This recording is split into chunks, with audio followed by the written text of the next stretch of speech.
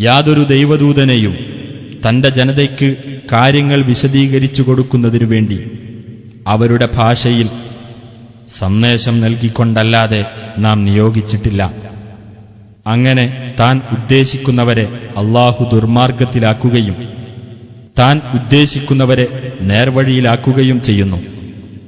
അവനത്രേ പ്രതാപിയും യുക്തിമാനുമായിട്ടുള്ളവൻ.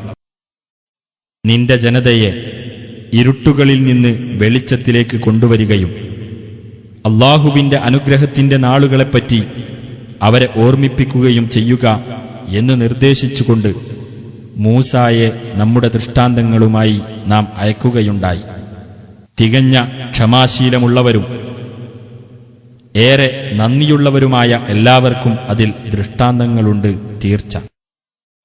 മൂസ തന്റെ ജനതയോട് പറഞ്ഞ സന്ദർഭം ശ്രദ്ധേയമാണ്. നിങ്ങൾക്ക് കടുത്ത ശിക്ഷ ആസ്വദിപ്പിക്കുകയും നിങ്ങളുടെ ആൺമക്കളെ അറുകൊല നടത്തുകയും നിങ്ങളുടെ പെണ്ണുങ്ങളെ ജീവിക്കാൻ വിടുകയും ചെയ്തുകൊണ്ടിരുന്ന ഫിർഔന്റെ കൂട്ടരിൽ നിന്ന് നിങ്ങളെ രക്ഷപ്പെടുത്തിയ സന്ദർഭത്തിൽ അല്ലാഹു നിങ്ങൾക്ക് ചെയ്ത അനുഗ്രഹം നിങ്ങൾ ഓർമ്മിക്കുക. അതിൽ നിങ്ങളുടെ രക്ഷിതാവിങ്കൽ നിന്നുള്ള വമ്പിച്ച പരീക്ഷണമുണ്ട്. നിങ്ങൾ നന്ദി കാണിച്ചാൽ തീർച്ചയായും ഞാൻ നിങ്ങൾക്ക് അനുഗ്രഹം വർദ്ധിപ്പിച്ചു തരുന്നതാണ്. എന്നാൽ നിങ്ങൾ നന്ദികേട് കാണിക്കുകയാണെങ്കിൽ തീർച്ചയായും എന്റെ ശിക്ഷ കഠിനമായിരിക്കും എന്ന് നിങ്ങളുടെ രക്ഷിതാവ് പ്രഖ്യാപിച്ച സന്ദർഭം ശ്രദ്ധേയമത്രേ.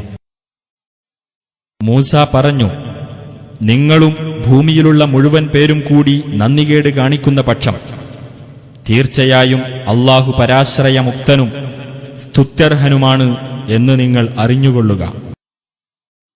നോഹിന്റെ ജനത, ആദ്, സമൂദ് സമുദായങ്ങൾ, അവർക്ക് ശേഷമുള്ള അല്ലാഹുവിന് മാത്രം കൃത്യമായി അറിയാവുന്ന ജനവിഭാഗങ്ങൾ എന്നിവരെല്ലാം അടങ്ങുന്ന നിങ്ങളുടെ മുൻഗാമികളെപ്പറ്റിയുള്ള വർത്തമാനം നിങ്ങൾക്ക് വന്നുകിട്ടിയിട്ടില്ലേ? നമ്മുടെ ദൂതന്മാർ വ്യക്തമായ തെളിവുകളും കൊണ്ട് അവരുടെ അടുക്കൽ ചെന്നു. അപ്പോൾ അവർ തങ്ങളുടെ കൈകൾ വായിലേക്ക് മടക്കിക്കൊണ്ട്, നിങ്ങൾ ഏതൊന്നുമായി അയക്കപ്പെട്ടിരിക്കുന്നുവോ അതിൽ ഞങ്ങൾ അവിശ്വസിച്ചിരിക്കുന്നു. തീർച്ചയായും നിങ്ങൾ ഞങ്ങളെ ഏതൊന്നിലേക്ക് ക്ഷണിക്കുന്നുവോ അതിനെപ്പറ്റി ഞങ്ങൾ അവിശ്വാസജനകമായ സംശയത്തിലാണ് എന്ന് പറയുകയാണ് ചെയ്തത്. മൂസാക്ക് നാം വേദഗ്രന്ഥം നൽകുകയും അതിനെ നാം ഇസ്രായേൽ സന്തതികൾക്ക് മാർഗദർശകമാക്കുകയും ചെയ്തു.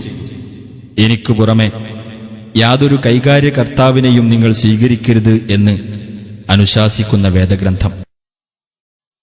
നോഹിനോടൊപ്പം നാം കപ്പലിൽ കയറ്റിയവരുടെ സന്തതികളെ തീർച്ചയായും അദ്ദേഹം വളരെ നന്ദിയുള്ള ഒരു ദാസനായിരുന്നു. ഇസ്രായേൽ സന്തതികൾക്ക് ഇപ്രകാരം നാം വേദഗ്രന്ഥത്തിൽ വിധി നൽകിയിരിക്കുന്നു.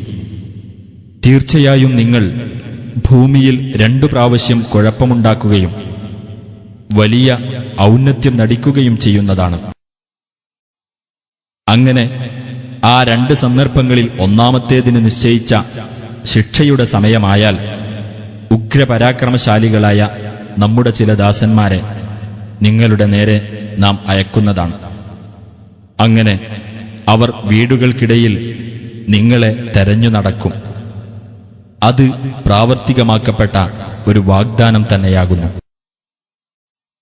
പിന്നെ നാം അവർക്കെതിരിൽ നിങ്ങൾക്ക് വിജയം തിരിച്ചു തന്നു.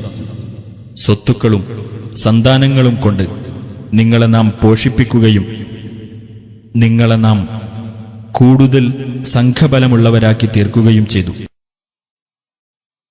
നിങ്ങൾ നന്മ പ്രവർത്തിക്കുന്ന പക്ഷം നിങ്ങളുടെ ഗുണത്തിനായി തന്നെയാണ് നിങ്ങൾ നന്മ പ്രവർത്തിക്കുന്നത്.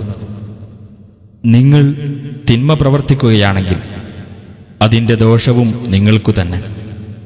എന്നാൽ ആ 2 സന്ദർഭങ്ങളിൽ അവസാനത്തേതിന് നിശ്ചയിച്ച ശിക്ഷയുടെ സമയം വന്നാൽ നിങ്ങളുടെ മുഖങ്ങളെ അപമാനത്തിലാഴ്ത്തുവാനും ആദ്യ തവണ ആരാധനാലയത്തിൽ പ്രവേശിച്ചതുപോലെ വീണ്ടും പ്രവേശിക്കുവാനും കീഴടക്കിയതെല്ലാം തകർത്തുകളയുവാനും നാം ശത്രുക്കളെ നിയോഗിക്കുന്നതാണ്.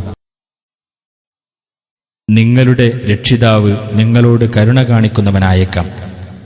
നിങ്ങൾ ആവർത്തിക്കുന്ന പക്ഷം നമ്മളും ആവർത്തിക്കുന്നതാണ്. നരകത്തെ നാം സത്യനിഷേധികൾക്ക് ഒരു തടവറയാക്കിയിരിക്കുന്നു.